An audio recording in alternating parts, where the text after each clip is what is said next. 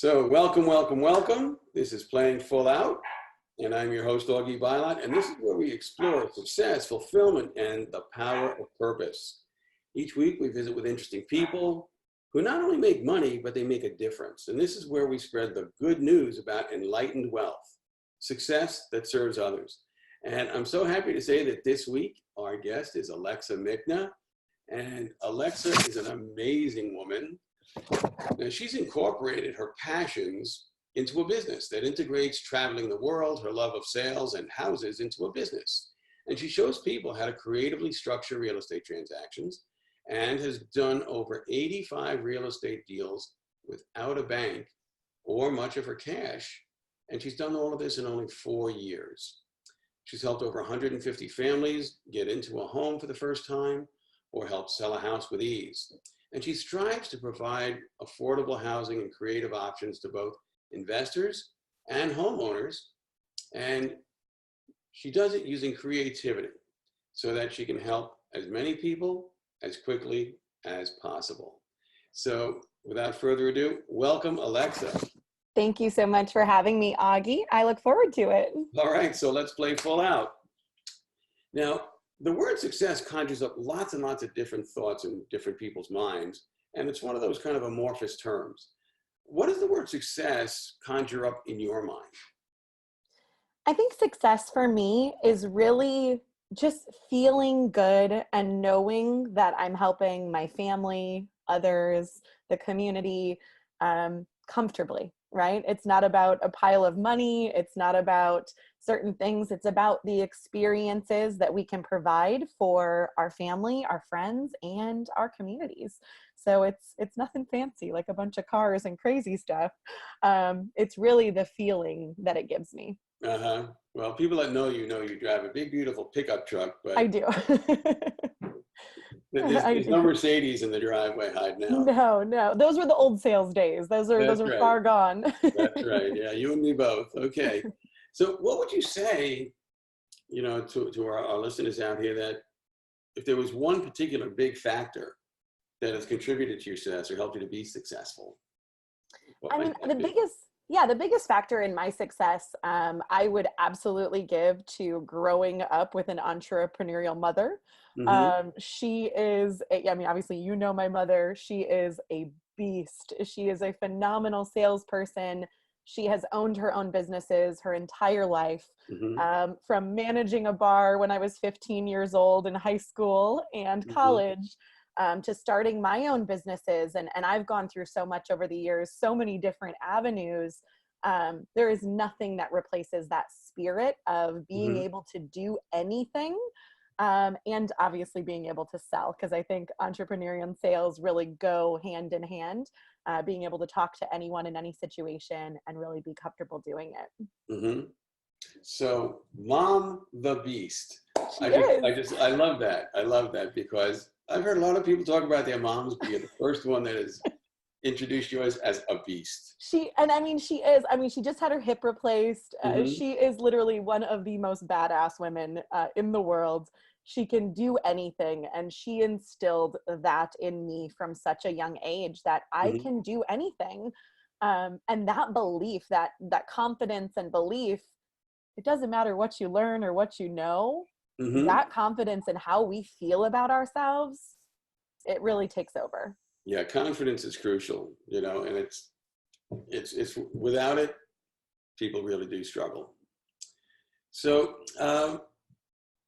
people have different things that inform them from a moral, ethical perspective that kind of helps them, get into the good things, but also kind of helps them through the tough times.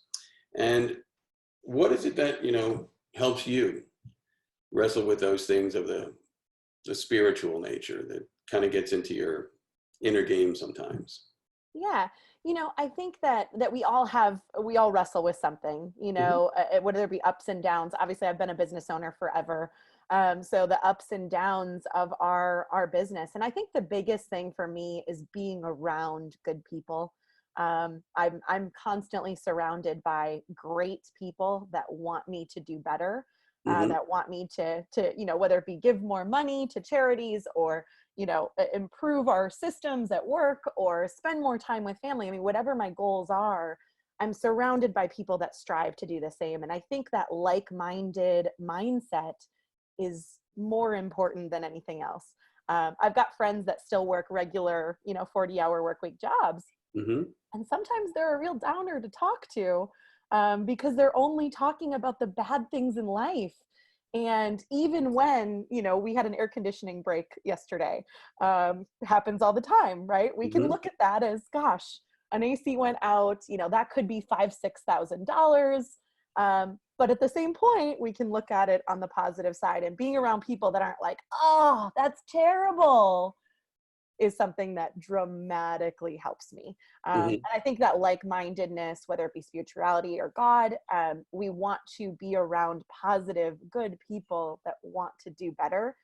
And it just makes the entire thing work so much nicer. Mm-hmm. Now, you and I are both fans of Stephen Covey and lots of other folks in the self-development world. Of course. I just think the guy is a rock star. Or at least was a rock star, and will be a memorial rock star from here forward. But he always talks about habits. And what would you say are maybe your top few success habits? I think one of my biggest success habits is constantly evaluating. Mm-hmm. So constantly looking at the things I'm doing. Are they working? Are they not? Are we doing them because we've been doing them? I used to work with DirecTV, and this past year I quit working with DirecTV because Mm-hmm. it was one of those things that was a time suck and it wasn't bringing the return that it needed. Mm-hmm. So one big one is just constantly evaluating. We don't have to stay in a certain relationship. Mm-hmm. We need to get out of it if it's not working. So that's personal. If there's a Mm-hmm. bad person in your life, you need to get out of it. If it's work related, if there's a structure or something that's not working, it's okay to say no, and it's okay to stop doing something. It's not failing, right? From another habit perspective, I would say it kind of goes along with that same evaluation. Even though I think I know a lot, I am constantly asking other people around me, mentors, colleagues, other investors, hey, is this the right way to be doing this? Mm-hmm. So having that constant learning mentality of, I'm coming to see Tony Robbins shortly. Mm-hmm. So, going to those kinds of things, I've seen Brian Tracy and Zig so many times. Keeping that learning and growing and educating, I think, is so important, and keeps you from not being stagnant and getting stuck, right? If you're not growing, you're not Right. going Yeah. So keep growing and learn to say no. anywhere. Two big ones, right? It's kind of funny. The power of no is very powerful when people It employ really it the is. right way. So Yeah. good. So what kind of mistakes have you made along the way? Obviously, I kind of love the book of Failing Forward, and most of the successful people I know have had bumps in the road. How about you? What kind of mistakes have you made along the way, and what did you learn from them? What was the lesson, the feedback rather than the event itself? Absolutely. I think you and I both enjoy saying we've made more mistakes than most people even attempt to try, right? Mm-hmm. And any of my successful friends on any level are not afraid of it. They embrace failure. I know you look at it as feedback. It is absolutely an opportunity to learn and change and adjust. And from, my youngest entrepreneurial days of having a tie-dye shirt business in middle school, it's Mm-hmm. definitely something that has adjusted and changed over time. As far as big mistakes, I haven't made massively large, costly mistakes. Mm-hmm. I've definitely wasted a lot of time on things that did not end up being fruitful. Mm-hmm.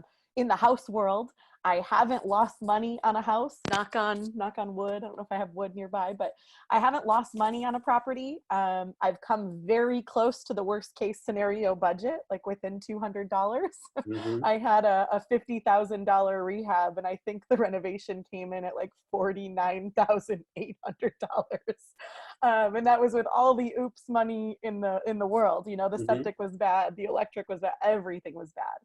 So as far as mistakes go, most of the time they're not saying no and not double checking with someone else. So those successful traits have allowed me to really concentrate on them and catch them before they go really poorly. Mm-hmm. I think one of my big mistakes, and it's one of the things I'm working on right now, is time blocking and organization. So time blocking is so hard for me, and I hate to say that. And Mm-hmm. I've been working on it on a regular basis, and I've learned that I can time block with some flexibility, and it's really allowed me to do that. So essentially, I'm time blocking, 11 to 3 o'clock, and I want to get these 3 or 4 things done, but I know in my heart I'm going to try, maybe something else comes up, an AC breaks down, pardon Mm-hmm. me, and I know I've got some flexibility. So kind of giving myself some chances in that, if that makes sense. Yeah, no, I totally get it. With that time blocking thing, even within your time blocks, you've also got to prioritize. You Because if do. you have 4 things you want to get done in that 4-hour period, which is the biggest, ugliest frog, as Mm-hmm. Brian Tracy would say, that you need to have, Absolutely. because that's the one you got to knock down first. And as long as you're always knocking down your biggest trees, so to speak, you'll build that road through the forest. That's really what it boils down to. And I think Um, a lot of the failures that I have are really sticking with something too long and mhm, hoping it's going to work.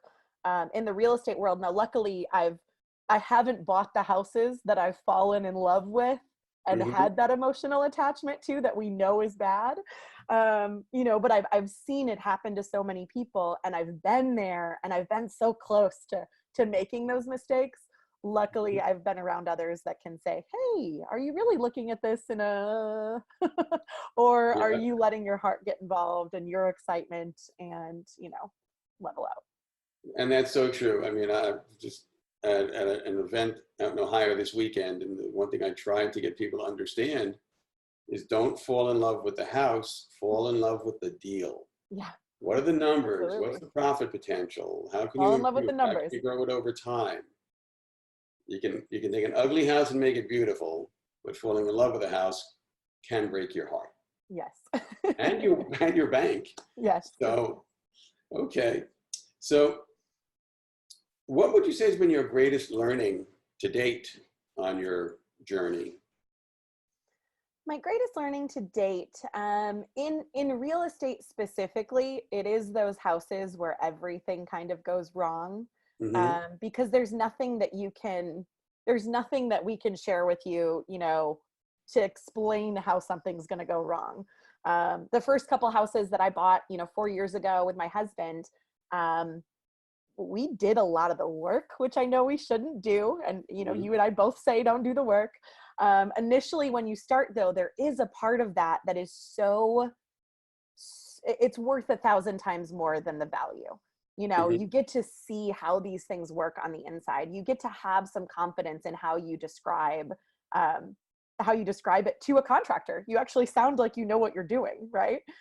So going through those, it's wasted a lot of my time, and I know it's cost me deals Mm-hmm. because I wasn't Yeah. talking to sellers. I wasn't doing the things I should have been doing, but it also helped me grow so much by learning how the drywall guy gets his stuff done and by realizing that I should never scrape popcorn off a ceiling ever again in my life. But that's something we hire out and do. So I think those things, getting your hands dirty.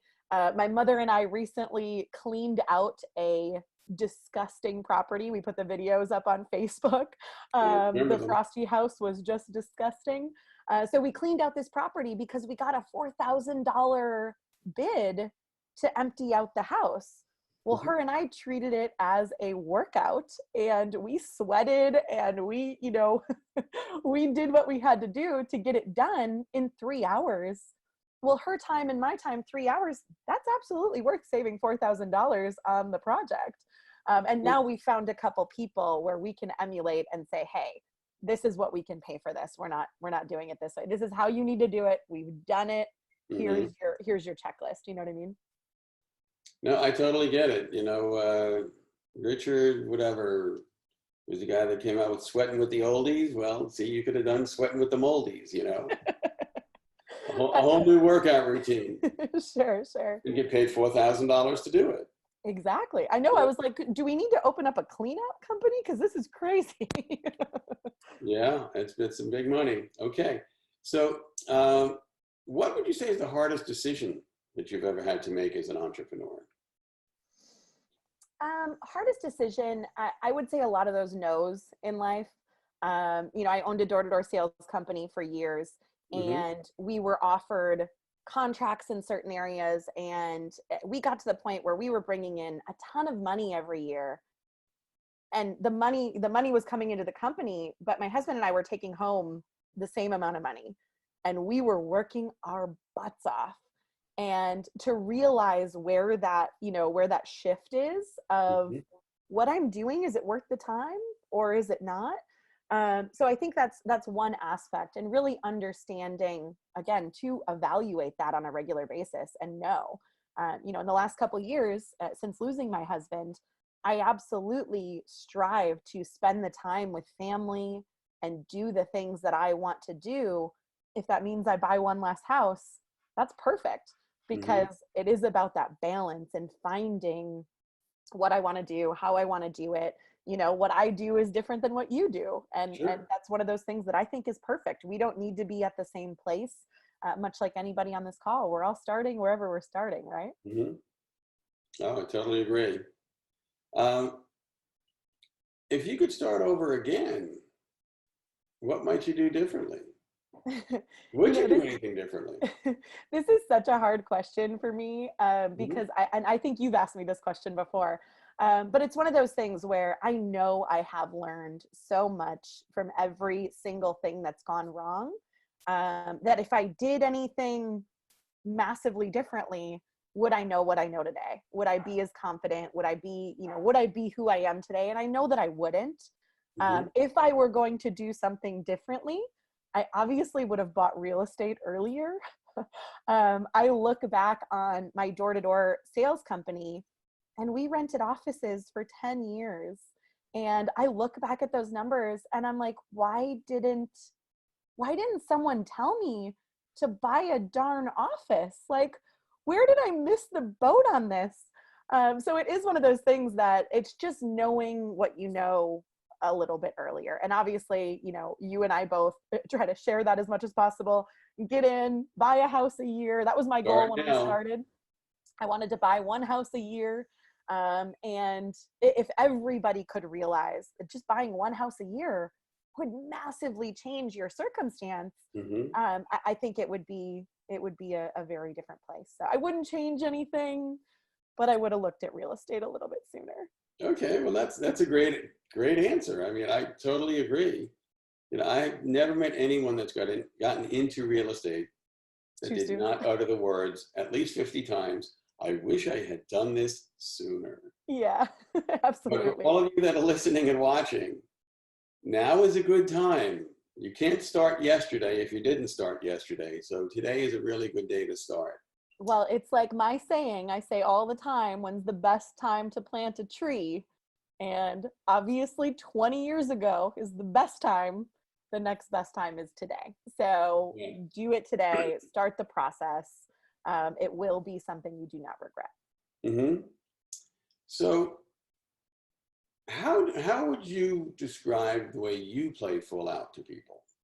Because you are an amazing woman, very accomplished, great numbers of successes and attributes, already, and you've got a long way to go. You're a young person still. And so, how do you play full out in a way that people might be able to emulate? I think the biggest thing, and I learned this in door to door, I think the biggest thing is to try to be as impactful as possible in all situations. Hmm. And we used to say in door to door, recruit everywhere you go so you don't have to go anywhere to recruit. And we were always hiring. So that was our number one priority in the door to door sales world. So in that, houses and people are my number one priority in the real estate world, right? So Hmm. I talk to people everywhere. I have conversations at the grocery store, at the gas station. I met a gentleman at the bar the other night at the watching the sunset in Mount Dora. I met him. He's from Michigan. He does woodworking. He needs to buy a house here in town. You know, we swapped information right away. So having that openness of always talking about what we're doing. And honestly, I hear some of the most beautiful stories from people, good and bad, that I can share some of my experiences with. And I think that is something that is just massively powerful. So whatever your focus is, doesn't matter what it is. If it's getting out of your job, if it's getting into real estate, you know, if it's knocking doors, if it's buying your first house, then that needs to be your focus everywhere. You need to talk to everybody. Everybody needs to know what you do. And I know it's something that we both ask on a regular basis on Facebook or online. We're both very active on Facebook. Does everybody know what you do? I saw a post the other day. Does your next door neighbor know that you buy houses? My entire neighborhood knows I buy houses. Most of Lake County knows I buy houses, the county that I live in. So being open and forward and knowing that that is a part of who I am, and just talking about it everywhere. So those are the big things for me. Well, you know, and that's one of the things that we try to teach people is not just to have conversation, but to have intentional conversations, to make it something of value, of matter. You know, what's important to you? Learn what, you know, other people want to achieve with their life. Think about what you want to achieve with your life and how can you use a conversation to help promote that agenda. And it's not promoting the agenda solely for your own benefit. It's for the other person's benefit too. You know, it's the whole philosophy we love to talk about. Think win-win, win-win or no deal. You know, that's very Covey-esque. I presume that can be used as a word. I think it's fine. You know, it's interesting the way that you mentioned that. It made me think of something. And when I owned a door-to-door sales company, I would tell people, you know, how's the weather and what do you do for a living, or like the top 2 questions at anything where you don't know someone, right? Right. And I would answer, right? I would answer, I own a door-to-door sales company, and people would be like, what? People do that? You know, I would get this like look of disgust. And the conversation was just such a downer, you know? And since real estate, who doesn't love HGTV, and who doesn't love Chip and Joe, or, you know, Flip or Flop, whoever? When you say you're in real estate on any level, it doesn't matter where you're at. If you're just starting, you know, sharing that information, you will have beautiful conversations with people. And if I'm on a plane, I sat next to a contractor who worked on Kim and Kanye West's house on a plane the other day. And I'm like, I never would have had this conversation if I said I owned a door-to-door sales company. Because I flip houses, I got to have this really cool conversation with someone and made a connection with someone that I wouldn't have otherwise made. So people love talking about real estate. They love talking about houses. And I think there's just so many ways to do it. Right. And even if you're not in real estate, what is it that you're passionate about? You know, if it wasn't door to door, that's what you do for a business, but what does that do for your life? Yeah. And what does that allow you to do with your life? 100%. 100%. You know, I mean, I was at a 3-day real estate conference and I spent more time talking about wheelchairs and raising $1 billion for charity as real estate investors than I did specifically about real estate in general. Sure. And it can help you to promote, you know, your bigger agenda, your dreams, your goals and aspirations. And that's such a great point. I know I use the example with my mother a lot. My mother is liking real estate more and more, but realistically, she's an artist. She loves making jewelry. I've got jewelry on. You know, she loves making jewelry. She loves making people happy with jewelry. And so incorporating that, you know, let's buy a couple more houses for you this year, Mom, and make the jewelry you want to make and sell it a couple weekends a year. So it's taking control of your life in a certain aspect and focusing on wheelchairs. You know, there's so many charities that are so important to my heart as well as yours, whether it be Avos here locally or just like My Child out in San Diego, which we love, and being able to benefit those communities and circumstances with real estate is absolutely more powerful. Yep, absolutely. So I kind of think I know the answer to this question. So I'm going to ask, who are your two top role models. I get two because my mom's one. I already talked Yeah, about her. absolutely. No, I understand. I think role models for me is something that kind of floats and changes on a regular Mhm, basis. And I think it should in general. Brian Tracy is a huge one for me. I mhm, absolutely love his sales. I think it's a book that everyone should read, is The Psychology of Selling mhm. and understanding the process. I've had dinner with him. I absolutely love the man and his beautiful wife. What a pleasure of people to work with and communicate with and just learn from. Um, my mentor right now is Jeffrey Hazlett. He's actually going to be speaking on my upcoming cruise. And he's the former chief marketing officer of Kodak. He's bought and sold hundreds of businesses. He is an all-around stand-up guy that I have learned so much from in such a short period of time that has massively impacted my life in the last 12 months. I met him 12 months ago. Mhm. And the connections and people around him that are amazing. I was actually out in Vegas. I met with Jeffrey and I met with a couple other people that are in his group as well. And there's a gentleman sitting there that's raised $1 billion for charity. That is his only focus is bringing clean water to certain areas. And he literally goes around and does it. He's a billionaire. He's an amazing guy.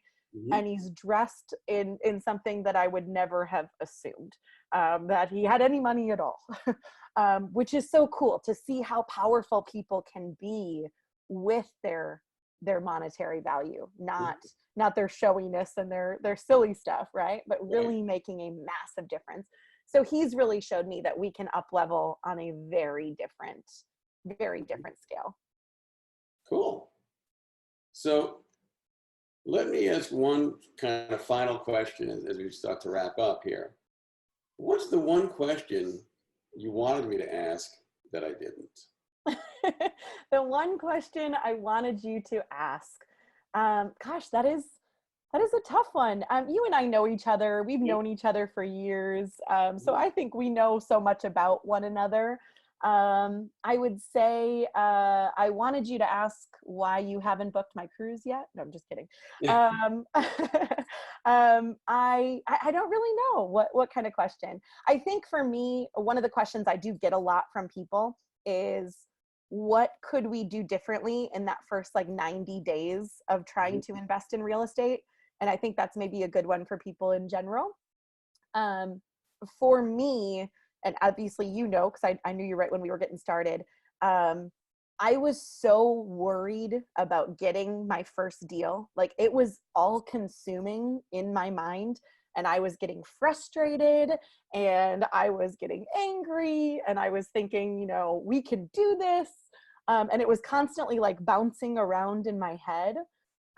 So I think for people starting out, some sort of calmness, like if you can meditate or if you can think, whether it be the Brian Tracy positive affirmations every morning, like I am a successful real estate investor and I buy whatever my goal is. I buy one house a year. I buy two houses a year. Mhm. I help families, get into properties.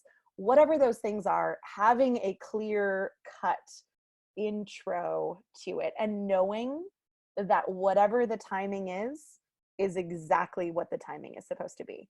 So I think it took me, 3 or 4 months to buy my first house. And Mhm. then I got 3 houses under contract in those next 30 days. Right. And at that point, my mind was exploding of I like, remember. oh, how did we do this? Oh my gosh, why didn't we do this sooner? But I know that excitement kept me going in the beginning and Mhm. the frustration kept me going. So, whatever's going on, just talk to the people around you, reach out to myself, to Augie, to anyone around you. There's always a way we can lift you up. We can help you through. Yeah, and the key is too many people tend to focus on the result rather than the Exactly. process that creates the result. So we chase something that we're not necessarily qualified to catch. Yeah. Whereas if we focus on the process, we keep getting better and better. And then what happens is everything becomes duplicatable. Yeah. Got You that know what? first deal, and then boom, boom, boom, Mhm. because you were ready with that first deal Right. to handle the opportunities 2, 3, and 4. Yeah. You know, And it is interesting. We did it with door to door. We didn't talk about how many sales you wanted to make because you can't control that. But we talked about how many doors we could knock in a day and how many people we could talk to in a day, because mhm, we can track those numbers. We can do that. You know, I bought my first house off of 30 letters, which is an insane ratio. Never happened to me again, to be clear. Was very lucky on my first absolutely. batch of letters. But I knew that, and I was like, oh my gosh, can I buy a house on every 30 letters? I think I sent like 8,000 more letters before I got another deal on a letter. But that first Mhm. batch was amazing. So the things we can track: are you talking to people everywhere you go? Do you talk to everybody at the grocery store, gas station, you know, Publix, whatever it is? Post office, wherever you are, absolutely. You But we need just to had, be there. another couple that's part of our mastermind that did exactly that. 30 letters, they bought a house. Hmm. Easy business. Yeah. Not exactly. They were really targeted letters. And Hmm. so it also shows you what you do with your marketing if you're in this business. If you market to everyone, you market to no one. But if you get Correct. really, tied in, dialed in, radar, sonar, laser, whatever you've got for your business to really ratchet down your marketing targets, you're going to have better results. And so that's all a matter of process, not a matter of result. The process causes the result. It's not the other way around. And So, obviously, there's always a little bit of luck of the draw. You know, I mean, I did have a targeted list for those first 8,030 mhm, properties, but sometimes it's when you catch it. Did you get my letter before you got four others? And you exactly. liked my dog on my letter, or you liked my wording. You know, it's just that thing where Mhm, because I was talking everywhere, two of those other leads didn't come from letters that I closed in those first 30 days. So yeah. understanding it when we're going to market to everybody, like obviously we market on Facebook to everybody, not Mhm, targeted, but we're doing it in a way that it's easy to do. It fits with our lifestyle. You know, I can post every day mhm. and y'all see me, you know what I'm doing, you know where I'm at. And it really, really helps on that side. All right. Well, folks, we've been talking with the amazing Alexa Michna, and I really appreciate Alexa for investing her time with us today. Of So course. this has been pretty awesome. And to you out there listening and watching, I want to thank you for being with us today.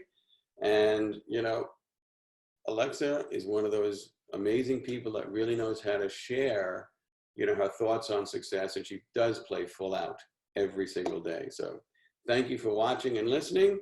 And remember, in your own world, always play full out.